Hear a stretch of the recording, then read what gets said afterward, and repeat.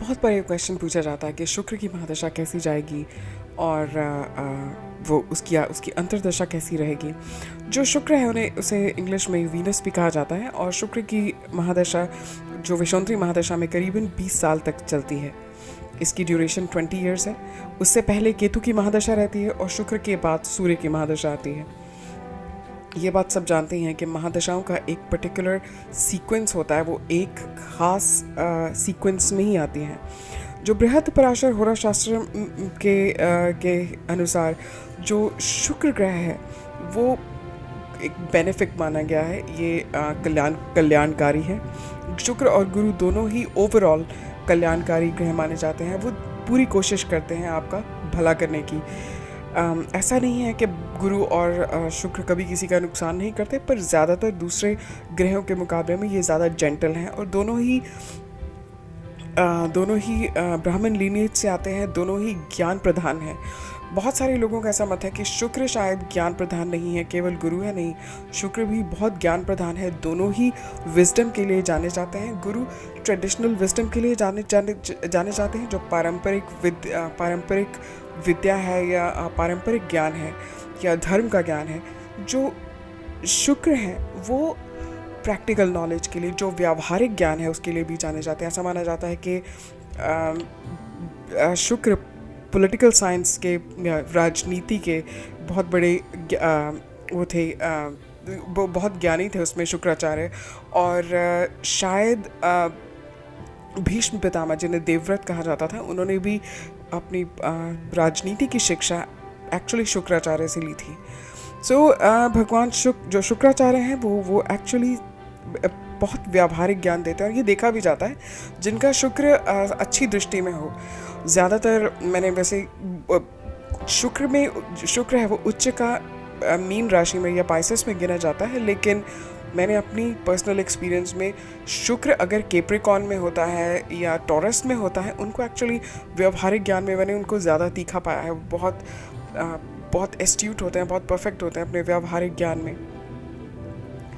इसके अलावा अगर आगे हम देखें, उनका जो मंत्र है, उनका डे तो फ्राइडे ही गिना जाता है। उनका मंत्र 2 मंत्र गिने जाते हैं शुक्र के लिए, जिसे ओम शम शुक्राय नमः कहा जाता है और ओम द्राम द्रीम द्राम सह शुक्राय नमः।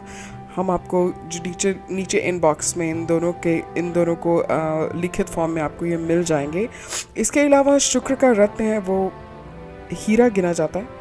और इसके अलावा अगर शुक्र आपकी कुंडली में सही पोजीशन में ना हो या फिर वो शुभकारी ना हो या पीड़ित हो, तो उसके लिए मंत्रोच्चारण के अलावा शुक्रवार के व्रत और गाय, भैंस और बकरी, इन तीनों को ही चैरिटी में देना एक बहुत बड़ा रेमीडियल एक्शन माना जाता है। ये इन तीनों को महर्षि पराशर ने ही इंस्ट्रक्शन के अकॉर्डिंग इन तीनों को, गाय को तो डेफिनेटली गाय का कनेक्शन शुक्र से ही माना जाता है, तो उसका दान करना ये आपके शुक्र को करेक्ट करता है एक्चुअली। और इसके अलावा ऐसा भी माना जाता है, ऐसी बहुत मान्यता है कि जो पुरुषों की कुंडली में और औरतों की कुंडली में शुक्र का हल्का सा एक डिफरेंट बिहेवियर रहता है। जो शुक्र है औरतों की कुंडली में ये, या महिलाओं की कुंडली में कहना चाहिए हमें एक्चुअली, जो विमेन की कुंडली में जो शुक्र है वो आपकी ओवरऑल एक्सपीरियंस कैसा होगा एक मैरिज लाइफ का, उसका एक विवरण देता है। इसके अलावा आपकी लाइफ में कितने रिसोर्सेज होंगे, वो रिसोर्सेज सारे शुक्र की महादशा में ही आपको ज़्यादा एनहांस्ड फॉर्म में मिलते हैं। अगर शुक्र स्ट्रॉन्ग पोजीशन में हो तो कुंडली ओवरऑल ही आपकी लाइफ में रिसोर्सेज रहते हैं, लेकिन शुक्र की महादशा में तो खैर वो एक पूरे अपनी चरम सीमा पे ही पहुंचते हैं। अगर शुक्र एग्जॉल्टेशन में हो, मीन राशि में हो, उच्च का हो, अपनी राशि में हो, केंद्र में हो या त्रिकोण में हो, तो इन ऐसे व्यक्तियों के पास रिसोर्सेस की या कंफर्ट की या ब्यूटीफुल चीज़ों की कोई कमी नहीं होती। उनके पास बहुत कपड़े, गहने, कन्वीनियंसेस, कार्स वगैरह। और जब पुराने ज़माने में जो थे उनको भी गिना जाता था, इसी शुक्र के साथ ही एसोसिएटेड माना जाता था, तो वो भी उनके पास भरे पूरे रहते हैं। इसके अलावा आपको हमेशा ऐसे लोगों को स्वीट्स भी बहुत अच्छी लगती हैं, मीठा खाना, और उनको काफ़ी रिकग्निशन मिलता है। अगर वो गवर्नमेंट के साथ कनेक्टेड हो तो उनको उनसे भी रिकग्निशन मिलता है। कि गवर्नमेंट के साथ कनेक्टेड ना हो तो भी वो अपने सर्कल में जाने माने और प्रोमिनेंट व्यक्ति होते हैं। बहुत शौक़ होता है उनको गाने का भी, आर्ट का भी, पोइट्री का भी। और ऐसा भी माना जाता है कि मीन का शुक्र बहुत बार लोगों को पोइट्री में एक्सेलेंस देता है। बहुत सारे लोग जिनका पाइसिस में होता है उनको बहुत शौक़ होता है म्यूज़िक का या पोइट्री का। इसके अलावा शुक्र अगर मूल त्रिकोण में हो तो आपको डेफिनेटली अगर बहुत सारी पॉसिबिलिटीज़ आपके लिए खुलती हैं आपके पद की प्रमोशन के लिए। अगर आपको जो लोग पॉलिटिक्स में जाना चाहते हैं उनको वो जीत जाते हैं, घर प्राप्त करना हो, या आप अगर नवविवाहित हैं तो बच्चे पैदा होने के लिए ये समय बड़ा अच्छा रहता है उनके लिए शुक्र का शुभ होना बच्चों के लिए। और जो ओल्ड एज में हैं उनके बहुत सारे ग्रैंड चिल्ड्रन होते हैं, अगर आपका वो शुभ हो। जो फैमिली में मैरिज लाइफ अच्छी रहती है, हाई पोजीशंस मिलती हैं। अगर आप आर्मी में हैं तो आप अगर शुक्र आपका बली हो तो आप कमांडर बनते हैं। आपको आपके बहुत सारा फ्रेंड्स ग्रुप रहता है, वेल्थ और प्रॉपर्टी सब कुछ इसी से इंडिकेट होता है।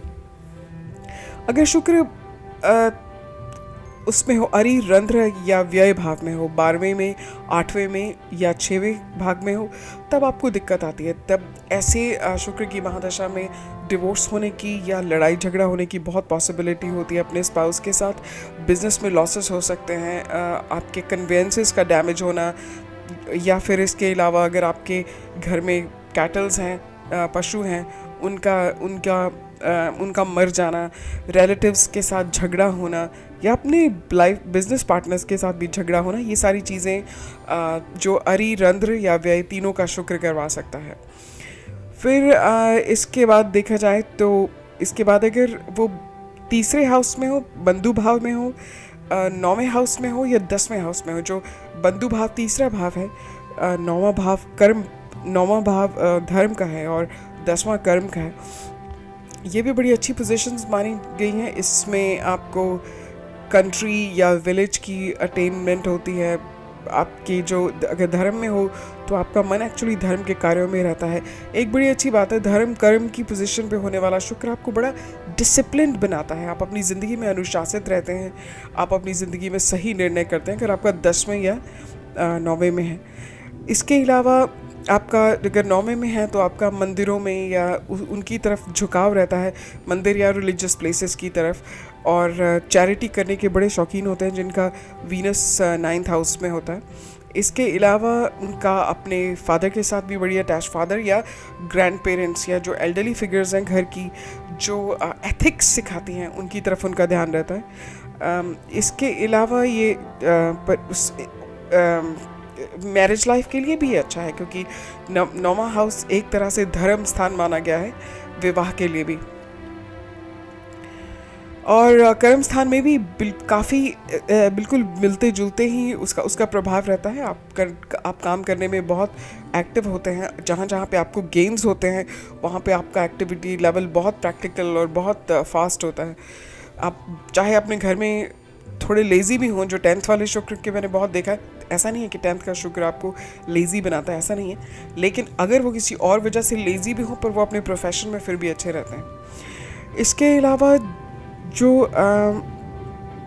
7th और 11th हाउस का शुक्र, इसमें क्या होता है, इसमें जो शुक्र के आपको ये कह सकते हैं कि बहुत सारे ज्ञानी लोगों का ये मत रहा है कि जो 11वें का शुक्र है वो अच्छा नहीं माना जाता है, वो वहाँ पे नुकसान कराता है।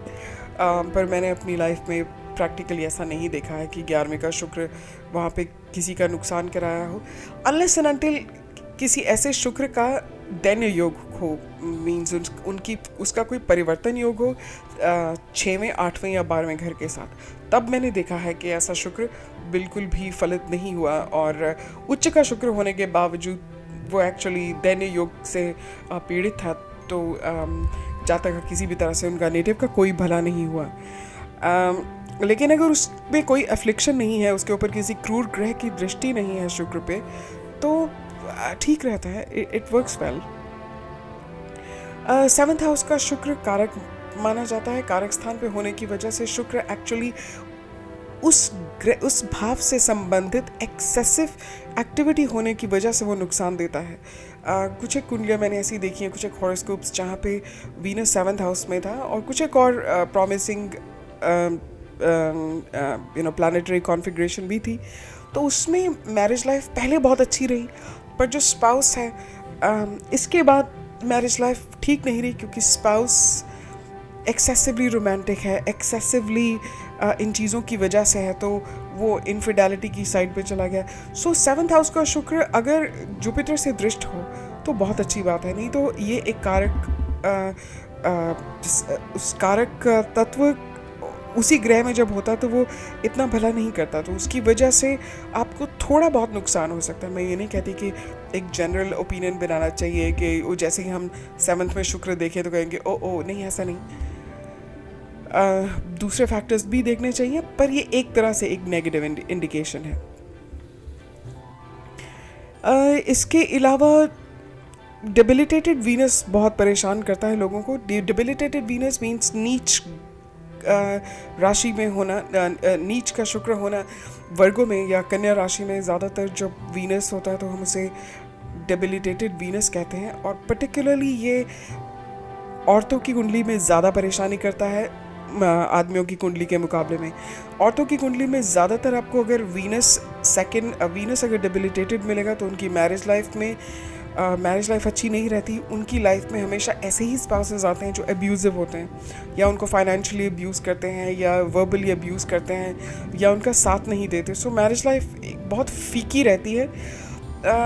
डेबिलिटेटेड वीनस में मैरिज लाइफ तभी बची रहती है अगर उसके ऊपर गुरु की दृष्टि हो। ऐसे केसेस में मैरिज लाइफ चलती रहती है पर फिर भी बहुत अच्छी नहीं होती।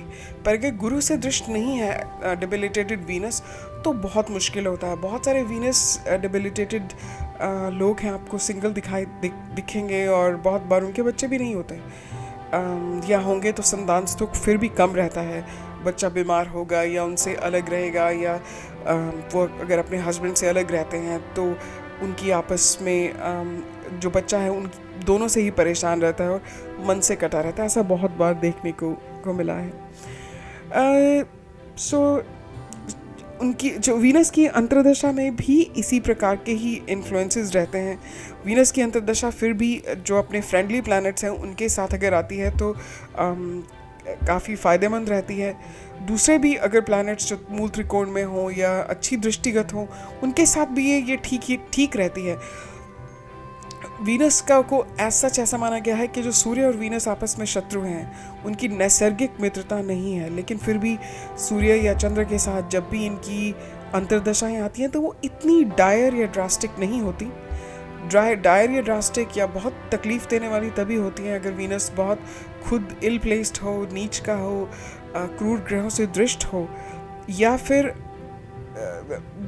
फिर ऐसा हो कि जो मेन दशा का प्लैनेट है, महादशा का प्लैनेट है, वो खुद अपनी बहुत बुरी पोजीशन में भी हो।